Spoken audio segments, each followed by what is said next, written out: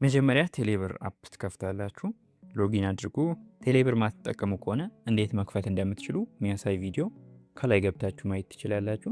ከፍታችሁ ወደዚህ ቪዲዮ ተመለሱ። ከዛ ፋይናንሻል ሰርቪስ ዊዝ ሲንቂ የሚለውን ትነካላችሁ።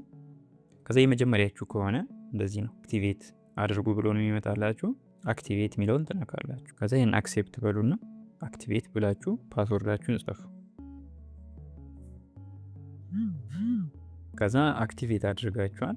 ይህን ብድር ከመጠየቃችሁ በፊት ማሟላት ያለባችሁ ነገሮች አሉ። አንደኛው 18 እና ከዛ በላይ መሆን አለባችሁ። ሁለተኛው አክቲቭ የሆነ የኢትዮ ቴሌኮም ሲም ካርድ ያስፈልጋችኋል። ሶስተኛው ከ3 ወርና ከዛ በላይ ቴሌብር ተጠቃሚ መሆን አለባችሁ። ስለዚህ እነዚህ ነገሮች ካሟላችሁ ብድር መውሰድ ትችላላችሁ ማለት ነው። ይኸው ብዙ አይነት ነው ያለው፣ 5 ቀን፣ 10 ቀን፣ 30 ቀን፣ 45 ቀን። ስለዚህ በተጨማሪ ደግሞ ሞር ሚለውን ስትነኩት እዚህ ጋር 3 ማወቅ ያሉባችሁ ቃላት አሉ።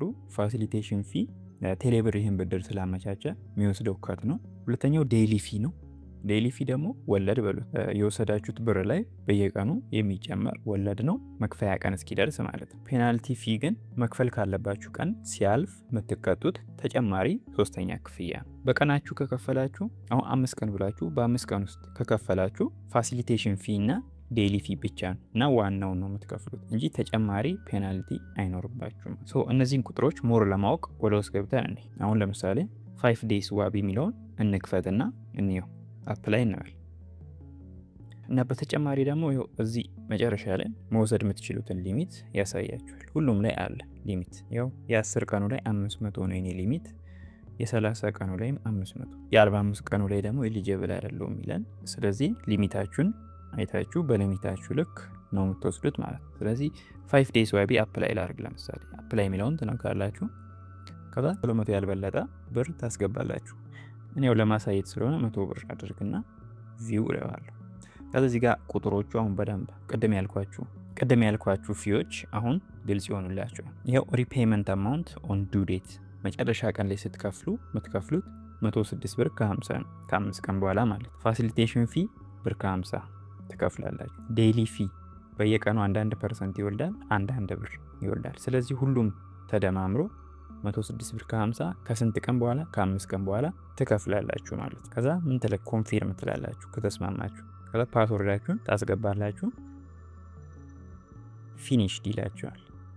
ከዛ ወጥታችሁ ማየት ትችላላችሁ። 488 ብር ነበረኝ፣ አሁን 587 1 ብር ይቆርጣል። ኦብቪየስሊ ስንት ፐርሰንት እንደሆነ ይቆርጣል። ከዛ ሜሴጅም ይገባላችኋል ማለት ነው። መልሳችሁ ለመክፈል ደግሞ እዛው ላይ ተመልሳችሁ ትገቡና ወረድ ስትሉ እዛው ብድር የወሰዳችሁበት ቦታ ላይ አፕላይ ከሚለው ወረድ ብሎ ሪፔይ የሚላለ እሱን ትነካላችሁ። ከዛ የምትከፍሉትን አማውንት ያመጣላችኋል። ፓስወርዳችንን አስገብተን ስንጨርስ ኮንፊርም ያደርግልናል፣ ሰክሰስፉል ይላል ማለት ነው። ብድራችንን መልሰናል። በአዋሽ በኩል ትንሽ የተሻለ ብድር የምታገኙበት መንገድ አለ። ስክሪን ላይ ያለውን ቪዲዮ ክሊክ ብላችሁ ማየት ትችላላችሁ። እዛው እንገናኝ።